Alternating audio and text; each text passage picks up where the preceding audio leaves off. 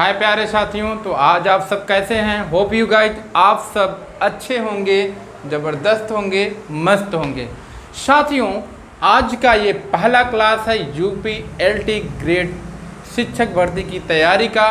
तो साथियों, आपके साथ हम बेहतर कंटेंट बहुत समय देकर बनाए हैं, जिसमें मौजूद है क्लास 1 to 12 NCERT और ग्रेजुएशन लेवल के बुक से उठाया गया कंटेंट और हमारे द्वारा सेल्फ क्रिएटेड सेल्फ रिटन बनाया गया है। यदि आप इसको लेते हैं, इसका क्लास अटेंड करते हैं, तो आपको बहुत ही फ़ायदा होने वाला है।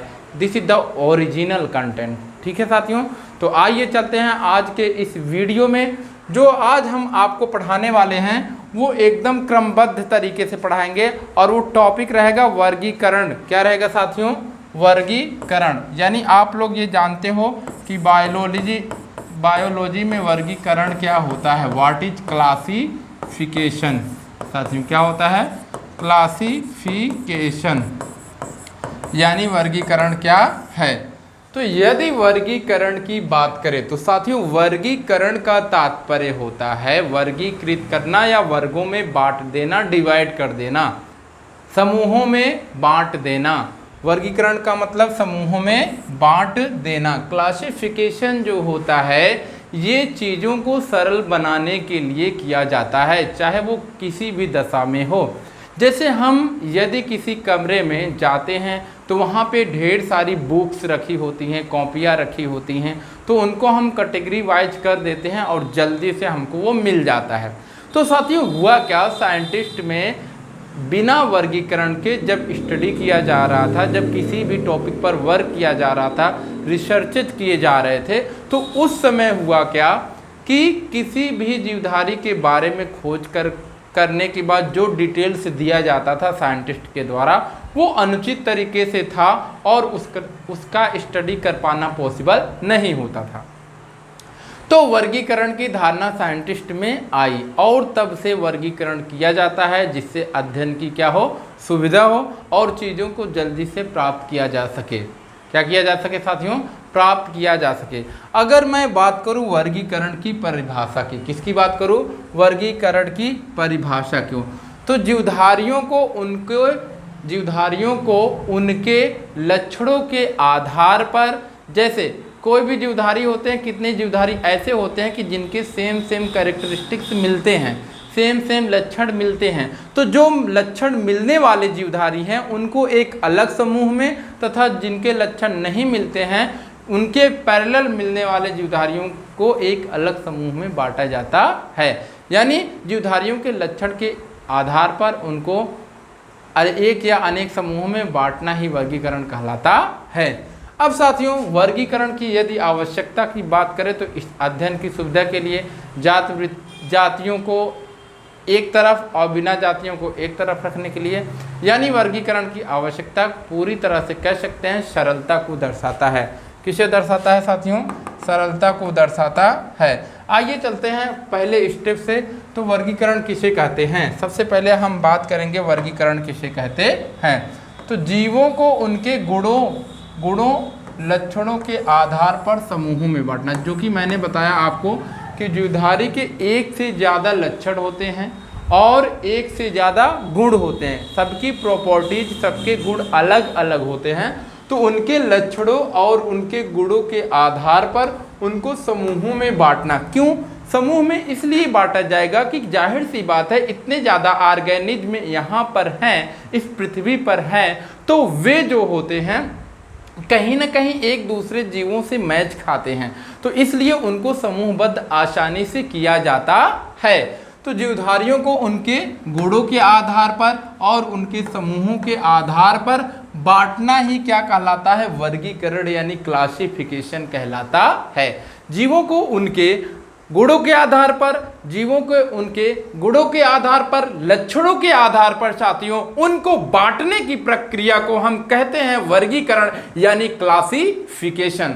तो होप यू गाइज आपको ये सेशन पसंद आ रहा हो और क्लासिफिकेशन का डिफिनीशन आपने बेहतर तरीके से सीख लिया। एक बार फिर रिपीट करते हैं, जीवधारियों को उनके गुणों और उनके किसके आधार पर? लक्षणों के आधार पर वर्गीकृत करने की प्रोसेस को, प्रक्रिया को क्लासिफिकेशन यानी वर्गीकरण कहते हैं। अगर बात करें वर्गीकरण की शुरुआत कब की गई, तो साथियों आप ये जानते हो कि who is the father of the classification, then you know already that the father of classification is Carolus Linnaeus, और we can say also Karl Linnaeus. क्या कहते हैं इनको हम? कार्ल लिनियस के नाम से भी इन्हें जाना जाता है। तो ये एक प्रसिद्ध वैज्ञानिक हैं। क्या है? एक प्रसिद्ध जूलॉजिस्ट हैं, एक प्रसिद्ध वैज्ञानिक हैं। इन्होंने क्या किया? 1707 से 1778, दैट मीन 1700 का मतलब ये 17वीं सदी हो गई। 17वीं सदी यहाँ पे 7 से लेके 78 में, इसी के बीच में यानी 18वीं सदी में इन्होंने क्या किया था? सिस्टेमा नेचुरी नामक एक पुस्तक लिखी थी। क्या लिखी थी? सिस्टेमा नेचुरी नामक एक पुस्तक लिखा था इन्होंने, और इस पुस्तक में ढेर सारे पौधों और जानवरों को क्या किया था? जाति और उनके परिवार के आधार पर वर्गीकृत किया था। न केवल इन्होंने केवल जंतु को वर्गीकृत किया, बल्कि किस पुस्तक में साथियों? पुस्तक का नाम था सिस्टेमा नेचुरी। इस पुस्तक में इन्होंने कई जंतुओं, कई वनस्पतियों को वर्गीकृत किया था, और वर्गीकृत करने के बाद इनको समूहों में बांटने के बाद इनका जातीय नाम दिया, इनका वंश का नाम दिया। तो इसलिए इनको हम फादर ऑफ क्लासिफिकेशन या वर्गीकरण के जनक कहते हैं। किन्हें कहते हैं वर्गीकरण का जनक? कार्ल लिनियस या कैरोलस लिनियस जी को वर्गीकरण का जनक कहते हैं। किसको कहते हैं साथियों? कार्ल लिनियस या कैरोलस लिनियस को वर्गीकरण का जनक कहते हैं। ऐसा इसलिए कहते हैं क्योंकि इन्होंने 18वीं शताब्दी में, कब साथियों? 18वीं शताब्दी में एक बुक थी जिसका नाम था सिस्टेमा नेचुरी। इसके अंदर इन्होंने बहुत सारे पौधों और बहुत सारे जानवरों को जाति और उनके परिवार के हिसाब से, फैमिली के आधार पर इनको वर्गीकृत किया था, क्लासिफाई किया था। इसलिए इन्हें फादर ऑफ क्लासिफिकेशन कहा जाता था। 18वीं शताब्दी का जो सन था वो था 1707 से 1778। सीधी बात कहें साथियों तो 1707 से लेकर 1778 के बीच कार्ल लिनियस ने क्या किया? पौधों और जंतुओं के जातिवृत्तीय वर्गीकरण किया। इसलिए इनको हम क्लासिफिकेशन ऑफ फादर, और we can say also father of the classification कहते हैं। इन्हें क्या कहते हैं? वर्गीकरण के जनक कहते हैं, क्योंकि 18वीं शताब्दी में इन्होंने एक पुस्तक जिसका नाम था सिस्टेमा नेचुरी। क्या नाम था साथियों? सिस्टेमा नेचुरी, सिस्टेमा नेचुरी, सिस्टेमा नेचुरी, सिस्टेमा नेचुरी। इसी बुक में इन्होंने क्या किया था? 1707 से 1778 में पौधों और जानवरों को वर्गीकृत करके इनके बारे में, इनकी संरचना के बारे में सारी चीज़ों का वर्णन इन्होंने किया था। इसलिए इन्हें फादर ऑफ क्लासिफिकेशन कहा जाता है। तो साथियों क्लासिफिकेशन की प्रक्रिया एक बार फिर दोहराते हैं। क्लासिफिकेशन किसे कहते हैं? जीवधारियों को उनके लक्षणों के आधार पर क्रमबद्ध तरीके से वर्गीकृत करना, विभिन्नता अविभिन्नता के आधार पर ही वर्गीकरण कहलाता है। आइए नेक्स्ट पेज पर चलते हैं। सबसे पहले इसके बाद जो हमारा टॉपिक है वो है वर्गीकरण का सिद्धांत, प्रिंसिपल ऑफ क्लासिफिकेशन और थियरी ऑफ क्लासिफिकेशन। तो यहाँ पे सबसे पहला जो सिद्धांत है वो है समानता का सिद्धांत। साथियों इस प्रकार से कंटेंट कोई नहीं बना के देगा, बहुत मेहनत लगती है। वीडियो को ज़्यादा से ज़्यादा शेयर कीजिए और बेहतर तैयारी कीजिए, हम आपके साथ खड़े हैं। अभी से तैयारी शुरू कर दो साथियों। तो यहाँ पे क्या है? समानता का सिद्धांत है। क्या है साथियों? समानता का सिद्धांत है। तो समानता के सिद्धांत के आधार पर जो जीव समान है, ऐसे कई जीव हैं जो एक जैसे दिखते हैं। जैसे यदि हम बाघ और शेर की बात कर ले, दोनों कार्निवोर्स हैं, दोनों की डेंट एक जैसे दिखते हैं, दोनों के माउथ एक जैसा दिखता है, बड़ा सा कार्निवोर्स सा माउथ एकदम एक जैसा दिखते हैं। तो हम यही कहते हैं कि जो जीव समान है, क्या है साथियों? जो जीव समान है उन्हें एक समूह में, उन्हें कहाँ वर्गीकृत करते हैं? एक समूह में वर्गीकृत करते हैं, तथा जो असमान है उन्हें हम अलग समूह में वर्गीकृत करते हैं, यानी जो जीव हमको देखने में शारीरिक रूप से समान लगे उनको हम एक समूह में वर्गीकृत करते हैं, तथा जो जीव असमान लगे उनको हम एक अलग वर्ग में क्लासिफाई या वर्गीकृत करते हैं। जैसे यहाँ पे शेर और बाघ एक दूसरे से क्या रखते हैं, लगभग समानता रखते हैं, केवल इनका कलर का डिफरेंस है, बॉडी का हल्का सा डिफरेंट है, बाकी सब में समानता दिखती है। शेर और बाघ दोनों में समानता दिखती है। तो समानता के सिद्धांत यही कहते हैं कि जो जीव समान दिखते हैं उन्हें हम एक समूह में रख सकते हैं। आइए चलते हैं दूसरे सिद्धांत पर। आइए चलते हैं दूसरे सिद्धांत पर साथियों। दूसरा सिद्धांत क्या है, विभाजन का सिद्धांत। समानता का सिद्धांत आपने पढ़ लिया, अब आप पढ़ेंगे विभाजन का सिद्धांत। क्या पढ़ेंगे साथियों, विभाजन का सिद्धांत। बड़े समूह को छोटे छोटे समूहों में बांटना, यह है सिद्धांत। जो बड़े समूह हैं उनको छोटे समूह में हम बांट सकते हैं। जैसे पशु का मतलब जो चौपाए होते हैं, क्या होते हैं, चौपाए, यानी जिनके 4 पैर होते हैं उनको हम मवेशी भी कहते हैं। क्या कहते हैं साथियों, मवेशी। जैसे गाय, भैंस, भेड़, बकरा, बकरी, ये सब क्या है, सब चौपाए हैं ना। तो इसको हम लोग, ये सब कहाँ से आते हैं, सब एनिमल या किंगडम एनिमल या जगत एनिमल या के हैं, लेकिन ये सभी क्या हैं, पशु में आते हैं। किस में आते हैं, पशु, यानी जगत एनिमल या को हम कैटेगराइज कर रहे हैं, किसमें, पशु में कर रहे हैं, पशु में कर रहे हैं। किस में कर रहे हैं साथियों, पशु में। अगला है स्तनधारी। स्तनधारी से तात्पर्य है वे ऑर्गेनिज्म जो क्या करते हैं, बच्चे पैदा करके दूध पिलाते हैं। दैट मीन्स जो क्या होते हैं, विविपैरस होते हैं, यानी ऐसे जीवधारी, ऐसे ऑर्गेनिज्म जो क्या करते हैं, सेक्सुअल रिप्रोडक्शन के तत्पश्चात अपने बच्चों को उसकी फीमेल या उसकी माँ दूध पिलाती है, वो हो जाता है स्तनधारी। क्या हो जाता है साथियों, स्तनधारी।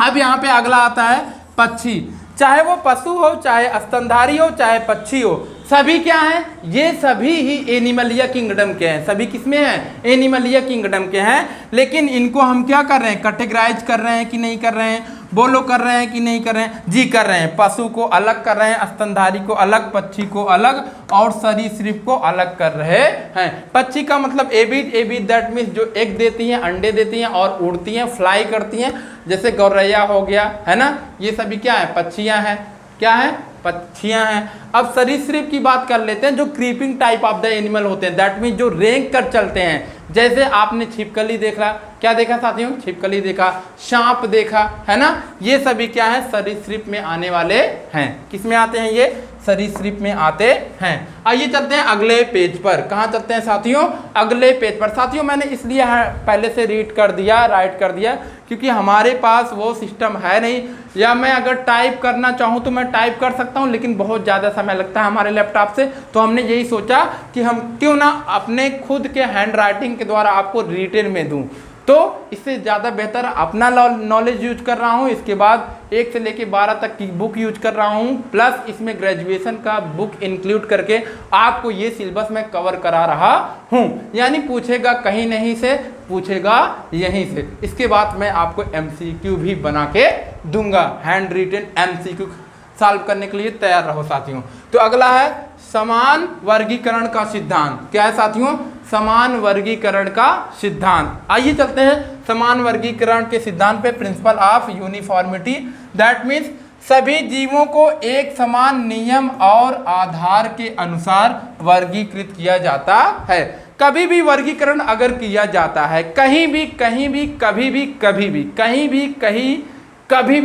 भी, चाहे जहाँ, where, anywhere we can classified anything, तो वहाँ पे हम रूल लगाते हैं। क्या लगाते हैं, नियम लगाते हैं, उसके कुछ रूल्स होते हैं, तभी हम क्लासिफिकेशन कर सकते हैं। तो वही कह रहा है कि सभी जीवों को एक समान नियम, ये नहीं कि किसी को अलग नियम से वर्गीकृत कर दें, किसी को अलग नियम से, सबके लिए सेम रूल होगा। सभी जीवधारियों का जो वर्गीकरण होगा, सबका वर्गीकरण एक समान नियम से होगा। एक समान नियम और आधार के अनुसार वर्गीकृत किया जाता है। सभी जीवधारियों को एक समान नियम और एक समान आधार को ले करके, एक समान आधार को मान करके क्लासिफिकेशन किया जाता है, जिससे क्या हो, अध्ययन की क्या हो, सुविधा हो, जिससे क्या हो, अध्ययन की सुविधा हो। इसके बाद अगला टॉपिक क्या आता है, नामकरण का सिद्धांत। क्या आता है साथियों, नामकरण का सिद्धांत, प्रिंसिपल ऑफ नॉमेनक्लेचर। मान लेते हैं बहुत सारे जीवधारी हैं इस पूरे वर्ल्ड में, पूरे पृथ्वी पर बहुत सारे जीवधारी हैं, कितने तो खोज किए गए हैं, कितने की तो खोज करके विलुप्त भी हो गए हैं और कितने तो खोज करने भी बाकी हैं। ये पूरी पृथ्वी इतने ज़्यादा different type of the organism से भरी है कि हम वहाँ तक कभी पहुँचे भी नहीं हैं। लेकिन जब हम कभी एक नए ऑर्गेनिज्म की खोज करते हैं तो क्या उसका नॉमेनक्लेचर हम अपने अनुसार रखते हैं। तब होता क्या था साथियों, जब पहले के साइंटिस्ट उसका क्लासिफिकेशन करके उसका नामकरण करना चाहते थे तो वे अपने नाम के आधार पर उसका नाम रखते थे। लेकिन अब उसके लिए रूल्स आ गया है, द्विनाम पद्धति, जिसको हम लोग बोलते हैं बाइनोमियल नोमेनक्लेचर। इसके आधार पर हम जीवधारियों का नामकरण करते हैं, जिसमें जीवधारियों के दो नाम आते हैं साथियों, एक तो होता है जीनस और एक होता है स्पीसीज। जहां पे एक को हिंदी में कहते हैं वंश, दूसरे को कहते हैं जाति। यानी संपूर्ण ऑर्गेनिज्म को दो नाम हम देते हैं, जिसको हम द्विनाम पद्धति भी कहते हैं। और इसको देने वाले जो साइंटिस्ट थे वे थे कार्ल लिनियस, जिसको हम लोग फादर ऑफ क्लासिफिकेशन कहते हैं, वर्गीकरण के जनक कहते हैं। तो साथियों यहाँ पे क्या है, नामकरण के सिद्धांत में सभी जीवों का वैज्ञानिक नाम होना चाहिए। तो पहले जो साइंटिस्ट थे, जो पहले वैज्ञानिक थे, वे नाम नहीं देते थे बल्कि खुद के नामों पर उनका नामकरण करते थे। लेकिन अभी क्या है, रूल्स बन गया है, सभी जीवधारियों का अपना एक क्लासिफिकेशन होना चाहिए। क्लासिफिकेशन के बाद उनका एक साइंटिफिक नाम होना चाहिए और उस नाम में दो चीजें इंक्लूड होनी चाहिए। एक तो होता है उनका क्लासिफिकेशन में वंश का नाम और दूसरा जाति का नाम। दैट मीन्स जैसे मानव है, मानव का जो वंश और जाति का नाम है होमो सैपियंस है, तो होमो उसका क्या है, वंश है, और सैपियंस उसकी क्या है, जाति है। जैसे मेढक है, मेढक का नाम है राना टिग्रीना, तो राना उसका क्या है, राना उसका क्या है, वंश है, और टिग्रीना उसकी क्या है, जाति है। ठीक है साथियों, तो यहाँ पे हम लोग क्या करते हैं, सभी जीवधारियों का नामकरण करते हैं और उनमें दो नाम रखते हैं। ठीक है, और लिनियस ने ही द्विनामकरण पद्धति बाइनोमियल नोमेनक्लेचर दिया था। ठीक है साथियों, तो यहाँ पे बताया भी है, एक नाम वंश का होना चाहिए और दूसरा जाति का। जैसे हमने मानव के एग्जाम्पल लिया होमो सैपियंस, होमो यहाँ पे क्या है, होमो इसका जगह है जीनस यानी वंश है, और सैपियंस क्या है, इसकी जाति है साथियों। अब अगला जो प्रक्रम है, सुव्यवस्थित पदानुक्रम। ये क्या है, किसी भी ऑर्गेनिज्म की क्लासिफिकेशन करने की जो पदानुक्रम है, सीक्वेंस है, ऑर्डर है, उसको हम कुछ इस प्रकार से पढ़ते हैं। जैसे आप लोग इंटरमीडिएट या जब पढ़ रहे होते हैं क्लास 11 या 12th में, तब हमने ऐसा किया था। जैसे सबसे पहले हम लोग किस में डिवाइड करते हैं, किसी ऑर्गेनिज्म को सबसे पहले किस में डिवाइड करते हैं, किंगडम में। तो सभी जीवधारियों का किंगडम क्या होता था, एनिमलिया, किंगडम एनिमलिया, यानी जगत एनिमलिया। अब इसके बाद फाइलम होता था, किस फाइलम का, जंतु है, कार्डेटा का, हेमिकार्डेटा का, सिफेलोकार्डेटा है ना, एनिलिडा का, तो वे जंतु फाइलम हो जाते हैं। इसके बाद वर्ग आता है, क्लास है, क्लास कौन सा है, एबीज वर्ग है, पक्षी वर्ग है ना। तो इस प्रकार से क्लास का वर्ग करते हैं। इसी प्रकार से क्या होता था, आर्डर होता था, आर्डर का भी अपना एक नाम होता था, सीडी करके आता था, माइन ऑफ सीडी, ऐसे करके सीडी करके इसका नाम आता था। फिर वंश होता है और जाति होता है। तो इस प्रकार से संपूर्ण क्लासिफिकेशन का सिद्धांत इस प्रकार से खत्म होता है एक्चुअल में। तो यहाँ पे साथियों होप यू ये वीडियो आपको पसंद आया हो। आते हैं नेक्स्ट वीडियो में, अभी ही मैं अपलोड कर रहा हूँ, टॉपिक वाइज टॉपिक हम आपको अपलोड करेंगे। यदि आपको लाइव क्लास लेनी है तो इस वीडियो में सभी LT ग्रेड के विद्यार्थियों, इस वीडियो में आप क्या करेंगे, कमेंट करेंगे, we need live class, then I have to give, we have to give, it's my responsibility कि मैं आपको लाइव क्लास दूंगा आपके LT ग्रेड पर। बायोलॉजी LT ग्रेड वालों आप ध्यान से सुनो, मैं आपको लाइव क्लास दूंगा, बस आप लोग प्यार दुलार बनाए रखिए, हमारे YouTube channel Bake Smile Edu को ज़्यादा से ज़्यादा शेयर करिए, मैं इसी पर वर्क करूँगा। जय हिंद। अब चलते हैं नेक्स्ट वीडियो में।